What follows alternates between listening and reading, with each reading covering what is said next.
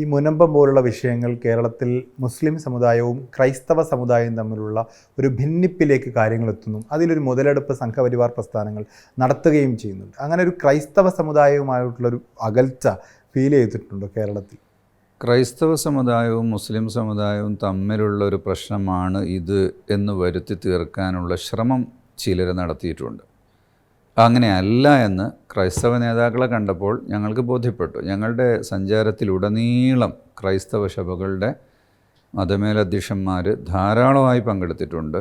അവരെല്ലാം വളരെ യോജിച്ചുകൊണ്ട് നീങ്ങാനുള്ള ആശയം തന്നെയാണ് പറഞ്ഞിട്ടുള്ളത്. പക്ഷെ അങ്ങനൊരു അകൽച്ച കാസ പോലുള്ള പ്രസ്ഥാനങ്ങൾ രൂപപ്പെടുന്നു, സംഘപരിവാറുമായി ക്രൈസ്തവ സമൂഹം അടുക്കുന്നു, പല തെരഞ്ഞെടുപ്പുകളിൽ പോലും അത് പ്രതിഫലിക്കുന്നൊരു സാഹചര്യം ഉണ്ടാകും. ഏതെങ്കിലും സമുദായത്തിൽ നിന്നുള്ള 4-5 ആളുകൾ ചേർന്നുണ്ടാക്കുന്ന സംവിധാനങ്ങളെ അവരേതെങ്കിലും രൂപത്തിലുള്ള വർഗീയപരമായ ആശയങ്ങൾ ഉയർത്തിക്കൊണ്ടുവന്നാൽ അതിനെ ഒരു സമുദായത്തിൻ്റെയും പൊതുസമൂഹം ഏറ്റെടുക്കുകയില്ല എന്നതാണ് ഇവിടുത്തെ ചരിത്രം. അത് ഇസ്ലാമിൻ്റെ പേരിൽ ആരെങ്കിലും അങ്ങനെ വർഗീയമായ ഒരു കാഴ്ചപ്പാടോ എന്തെങ്കിലും പ്രചാരണങ്ങളോ നടത്തിയാൽ മുസ്ലിങ്ങൾ അതൊരിക്കലും ഏറ്റെടുക്കില്ല. അതുപോലെ തന്നെയാണ് ക്രിസ്ത്യാനികളും.